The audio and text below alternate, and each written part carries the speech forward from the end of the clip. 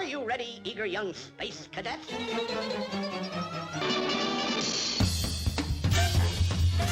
Meep, meep. I saw a potent pen. Here's the limit.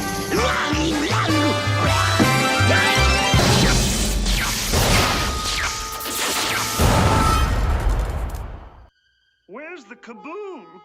There was supposed to be an earth-shattering kaboom. Hello and welcome to Of Course You Realize This Means Podcast. Today, it is a privilege and honor to start a new series with the podcast called Director Spotlight, where I have on one of the directors of a Looney Tunes cartoon. And for this one, it is a real pleasure because he's done so many. With Looney Tunes Cartoons being a reimagined version of the classics, it was really interesting to see how they would pick up that legacy and continue it.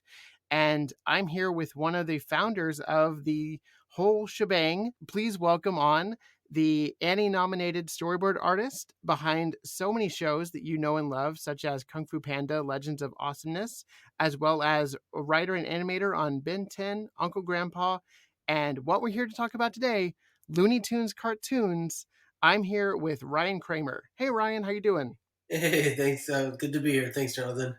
Yeah, thanks for joining me and wanting to discuss these classic shorts with me, as well as what the work that is going on, thanks to Pete Browngardt and Sam Register over at Warner Brothers Animation, and just the whole rejuvenation of this franchise through you guys. I feel like you really gave it a shot in the arm, and I think the Emmys would agree because as of yesterday, you guys have now worked with an Emmy award-winning performer in Eric Bauza, who presented you with his Bugs Bunny, his Marvin the Martian, his Daffy Duck, and Tweety. The list goes on, but it is such a joy to see such talent coming from this show and such recognition being shown to the show. What was it like working with Eric, and did you feel that in the room, like his presence, like bringing these characters to life again?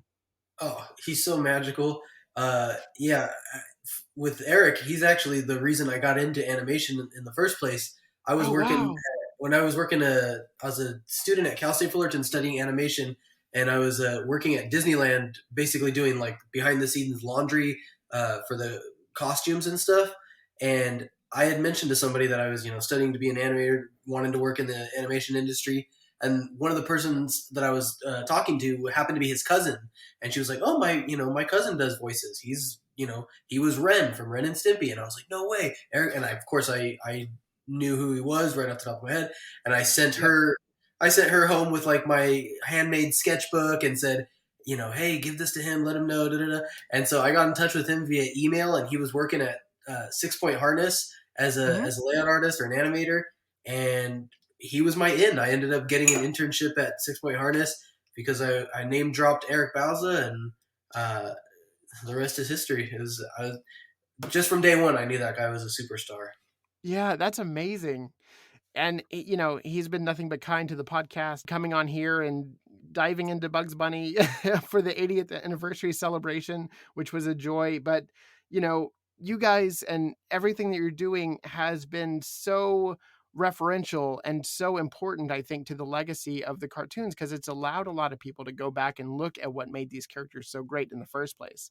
Eric is doing that exact thing with the voice acting and, getting those yellings, those yelling performances for Bugs out there again, which is something that Mel did. And I feel like, with Eric bringing that back, that was such a unique thing. But just, staying on topic of the Emmy, when I just wanted to, congratulate Eric on here and just say that it is so wonderful to see this recognition bestowed upon the rabbit himself, which is also Bugs Bunny's first Emmy win. The Looney Tunes legacy is still gaining accolades, and it's wonderful to see. Yeah, super awesome. I'm super happy for him, and couldn't happen to a nicer guy. So very cool. Yeah, indeed. So you have worked on as a writer and a director and a storyboard artist on a lot of these shorts. Can you talk a bit about the process of coming on to Looney Tunes, and what was your familiarity with the franchise? Huge inspiration for me in college. It was classic Looney Tunes were uh, the things I bonded with the guys I still work with and today with was all the old classics. Um, so yeah, highly inspirational. I feel super honored to even have a small part in bringing him back to life. And I'd worked with Pete Browngardt on Uncle Grandpa, and he's just got the superpower of harnessing all the best talent and keeping everybody uh, inspired and doing their best work because he knows how to cater to people's strength and he's nice and I don't know, he's a great leader. I don't know. Yeah. I mean, all those things. I feel that they flow and they are received by the audience. Like we can tell that he has the best guys in the biz working on these and women. Just hands down that the talent behind the scenes here is impeccable and unlike anything we're seeing in television today. Yeah, I mean, when he first brought me on, I got to admit it. I thought it was going to be hard to pull off. It just sounded like, geez, man, how are we going to get super quality animation with these super intricate, hard to draw characters and have it to look good on like a TV schedule, a TV budget. But yeah, everybody showed up to do their part and I think we really made something special. Yeah, I think so too. And for you, you have adapted some of the most classic Looney Tune visual gags in the shorts that you've directed, such as, the cross-dressing rabbit in Pest Coaster, the exploding piano gag in Siberian Sam with the Russian dolls, and of course, Porky jumping through a drum set and saying, "That's all, folks." But in yours, he's on fire and he just exploded and he's like blowing smoke as he's saying it. When you get these in the storyboard version, are you expecting like, oh wow, I'm like adding to this legacy of joke, or is it just all fresh to you and you're excited to jump in?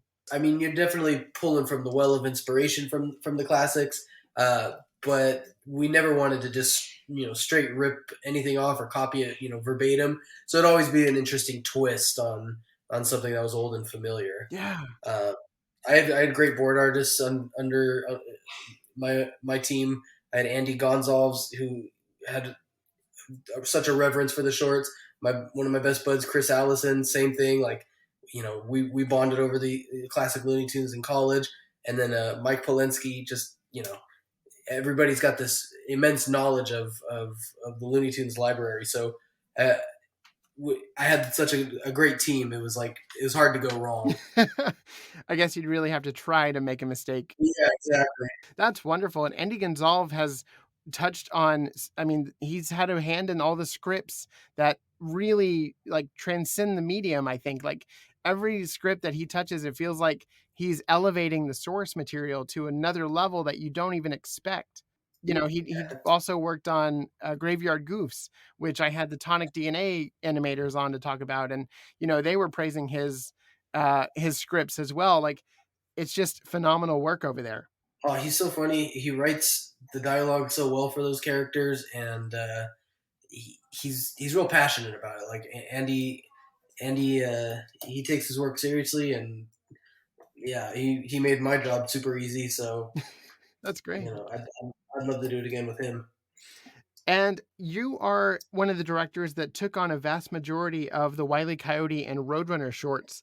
And it seemed like you adhered to Chuck Jones's 9 rules, but were you ever tempted to break one? Yeah, of course. And I don't know if we ever did. Did we? I don't think you did. Yeah, but I was wondering if there was ever talk of, maybe the Roadrunner should get off the road for this gag. Yeah, I think it was definitely contemplated, but I think we honored the rules. It showed like the reverence always poured through, and it felt like you were honoring instead of breaking down and deconstructing, which I thought was really great. And you really added to the mythology of the characters because now they're modernized and working with technology. And in yours, you always have new gadgets and gizmos that the characters are holding, such as when Sylvester in Rhino, you don't. He has the holographic button, I guess you would say. And that entire mechanism comes back into play at the end, where Tweety is using it as a stampede projection to get Sylvester to, run himself silly through walls. And then it cuts to him and he goes, "I love technology." Was there a mandate for you to add technology, or was that just organic to the storytelling? I think it was just organic to the storytelling. Okay. That was actually the first board I did. Pete brought me on to freelance that one before I even started directing. So I was just kind of getting my bearings with like, all right, how do we reinvent these, classic cartoons, but give them a slightly modern twist? And a hologram was, and it was always kind of discussed that they didn't want it to be, like super, hey, here's, Porky Pig and Daffy Duck doing, TikTok dances, and it was never going to be like that. But it was like to introduce, they could have a, smartphone here and there, or just a holographic thing, something that they didn't have, back in the 40s or the 50s. Yeah, but it felt like it fit in the world that you created and the aesthetic of everything. It kind of fit, along with the cloning machine that Wile uses in Multiply and Conquer, which is one of my favorites that you did, where Wile clones himself to catch the Roadrunner and actually accomplishes the feat. But there are so many Wileys to go around that they all gang up on each other to, ultimately allow the Roadrunner to escape. Yeah, that was a super fun one. I gotta tell you, it was hard too to like sometimes write those, because there were so many of those cartoons, and it seemed like a lot of ideas had been done. Yeah. But by the end, I felt like our ideas were running a little thin. But that was definitely a fun challenge. Your short Pest Coaster was one of the first that was released. And in the trailer, we saw a bit of that. We saw the cross-dressing bit, which is really fun and a callback to all those times Bugs put on a woman's dress to confuse Elmer or his adversary. And I did a whole cross-dressing episode with Jenny Lorenzo, who's in Victor Valentino, which you also wrote for. How, like, you were working on Victor Valentino and Looney Tunes Cartoons at the same time, right? Yeah. So when I freelanced that first Sylvester and Tweety cartoon, I was on Victor and Valentino, and so after, I guess my board was successful enough that I was invited to come work on the show, and I took the opportunity and left Victor and Valentino, and and then was on it for the next 2 to 3 years. Wow, amazing. I mean, those two projects are really great in their own right. So, like, I mean, that was a Sophie's choice right there. Yeah, no, I had a lot of fun on Victor and Valentino.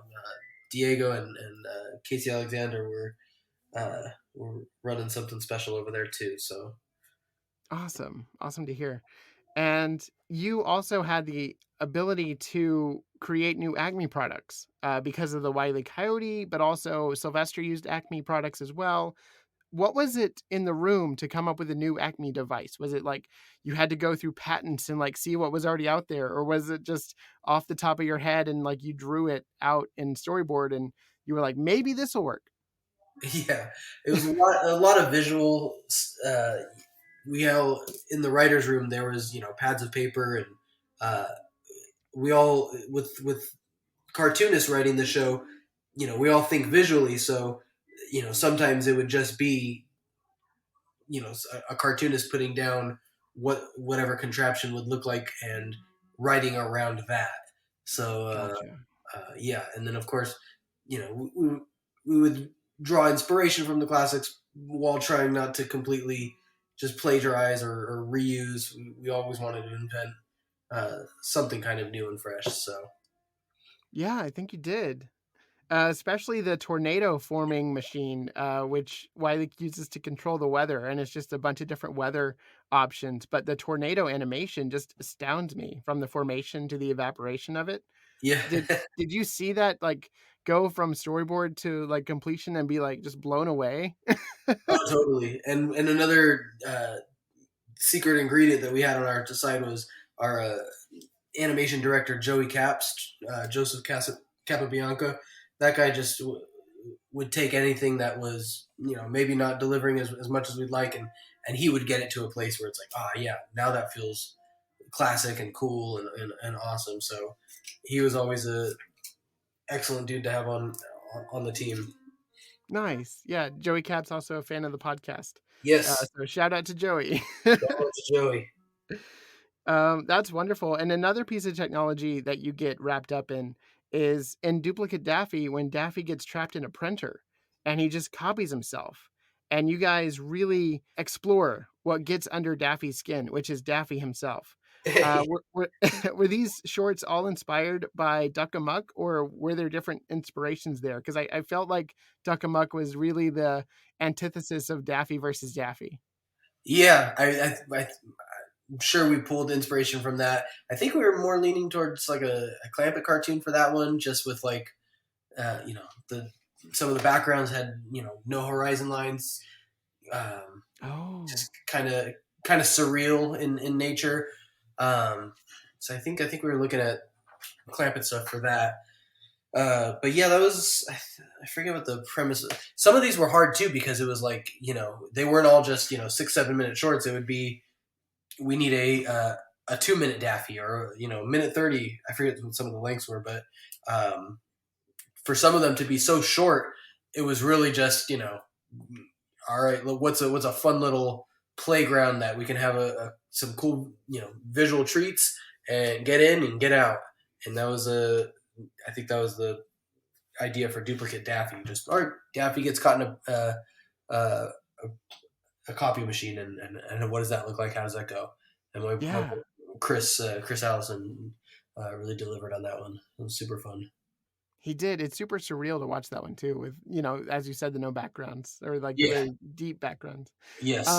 Another Clampett inspired visual gag that you had in one of yours was in Catastrophe, which I recently made a post on the Instagram. And if you're not following the Instagram, you should. It's called, of course, you realize this means podcast on Instagram. It's a chainsaw inspired moment from the Daffy doc, where Daffy wields a saw at Porky.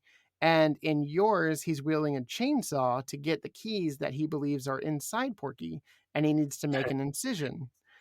This was an all-timer short for Bob Clampett, and he solidified Daffy as a new star with the wacky Daffy personality. What was it like bringing Daffy back to those roots, again, in script and storyboard? Oh, so fun, so cool. I love that short too. It's super funny. But yeah, just how can we, take that loony old school Daffy energy and bring it into something modern? And we had a cleanup artist and revisionist, Stephen Herksig, who did some incredible drawings for that one. I think he even did some of those gnarly chainsaw Daffy drawings. And I love a simple premise that just goes to a crazy place. Like, Porky can't find his keys. All right, Daffy tries to help him, and it almost writes itself. But yeah, and that's another brilliant one by Andy, who just delivered gold every time. Phenomenal work across the board, and that's one of my favorites to revisit. Just the sheer manic aggressiveness that Daffy shows toward finding these keys. And then you also have some really fun gags with like the Florida keys hanging on the wall. Yes. There was no shortage of puns from that crew. Going back to Wile and Roadrunner, in this, Roadrunner has the kind of a cross-eyed design. Was that your idea, or was that from Jim Soper, who redesigned these? Probably Jim. And maybe Alex Kerwin had some influence over that final decision. Okay. I think they always liked the idea of him being kind of vacant and not making, he wasn't too calculated in trying to, foil Wile E. Coyote. It was always just, he playing him like he doesn't even know what the hell's going on. He's just a speed demon bird. Oh, I like that. Because in the classics, he held signs, and in this one, he doesn't really hold signs anymore. Yeah, I think he did a couple times, but I don't know if he did on any of mine, to be honest. But yeah, it was a interesting take. Yeah, that just goes back to each director has their own personality put into the characters. And I love that. I love that aspect of it. Yeah, I do too. And so you had the joy of working with Sam, Yosemite Sam, in this respect, a couple of times, and he has a very unique personality, and he's smarter than Elmer, but dumber than Bugs. So Bugs can always get the 1-2 on him. But what was it like bringing Yosemite back? And are there any favorite gags that you had working with that character? He's one of my favorite characters just because it's so easy to do an angry character, and Yeah. I guess favorite gags. One of the first ones I boarded on was the pest coaster, where Mhm. he was discriminating against Bugs from going on the roller coaster. Mhm.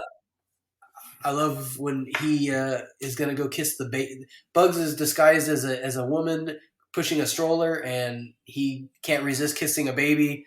So Bugs, allows him to do it. But when he reveals, I'm setting it up poorly. But before that, he had thrown some dynamite in the toilet, and when he comes out of the stall, he goes to see and he sees the baby. It's like, oh, can I kiss your baby? And then he reveals when he lifts the stroller cover up that it's the dynamite in the toilet, and proceeds to kiss it and blow up. And I don't know, I thought that was super funny.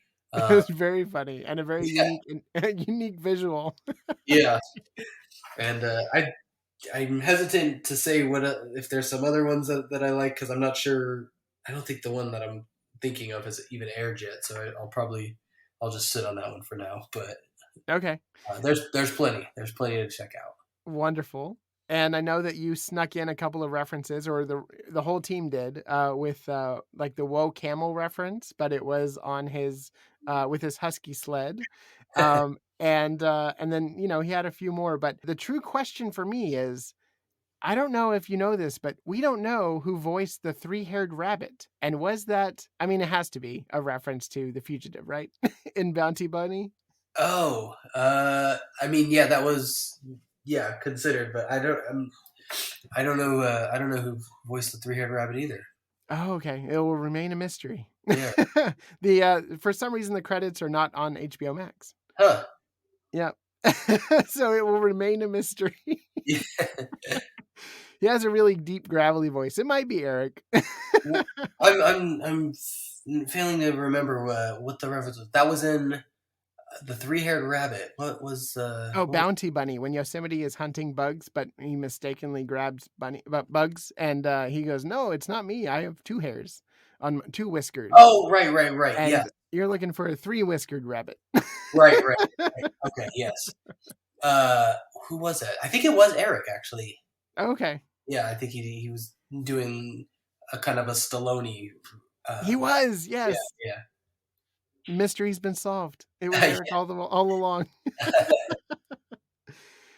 And with Tweety celebrating his 80th anniversary this year, did you have a say in what went into one of those Tweety shorts that you directed, or was it just, adhered to what the writers came up with? And what's a fascinating aspect of Tweety that you really enjoyed? I don't think we did anything special for the 80th. I was already rolling off by the time that was even going to be a thing. But I just love Tweety's like ambiguousness of you never know if he's sometimes just being a little prankster and he really is trying to foil Sylvester, or if he's completely innocent. So I like playing with that a lot. So yeah, and at the start of Rhino You Don't, he shoots a horsefly off of the back of the elephant. Yeah. That was a little mischievous.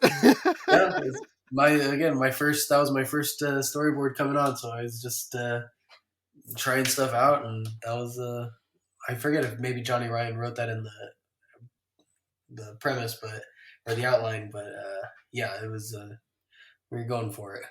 Yeah. Joey Cap said the same thing whenever he saw the Mummy Dummy sketches. He's like, whoa, they're going for it. Yep. I'm glad it was a no hold bars party over there for these characters. It was. The bad news for me is I think I've peaked. in my career, it's not going to get much better for me, but at least I got to do it. Never say never. It could come back again.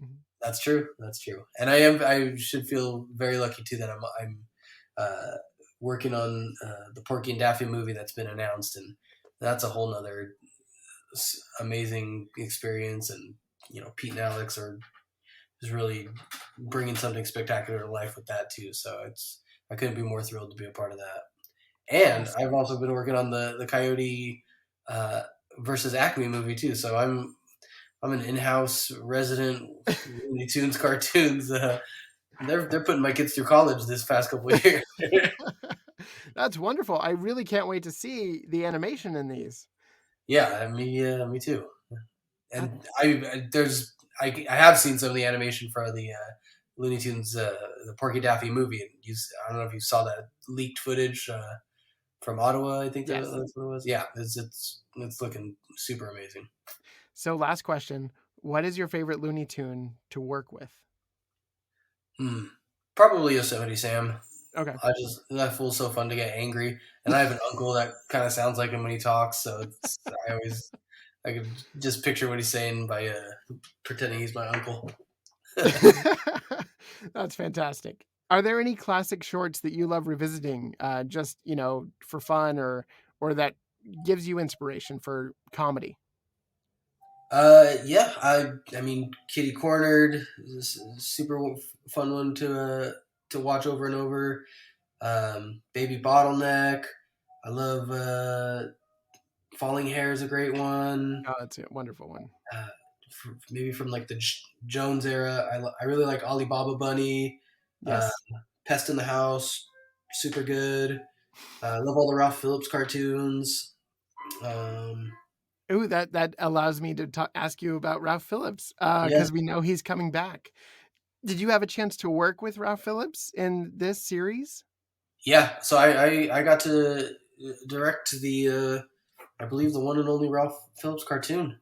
Oh my gosh! Andy Gonzalez was the writer and board artist on it, so it's brilliant and it's funny. And I think I was just rolling off as we were starting to get footage back for that one. So it was looking amazing. I don't think I've seen that one all cut together yet, but I know it's going to be a treat just from what I saw. Gotcha. Excellent. We were given a small preview at Comic-Con, but I cannot wait to see what the team has in store for this next batch and when we'll get it. I think it's coming in February of next year. I think that was a rumored release date. But yeah, I'm just super excited for more of these, and kudos to the entire team. Obviously, we're seeing the Emmys recognize it. Maybe we'll get another Oscar nom later on when another one of these is submitted, like Curse for the Mockingbird was.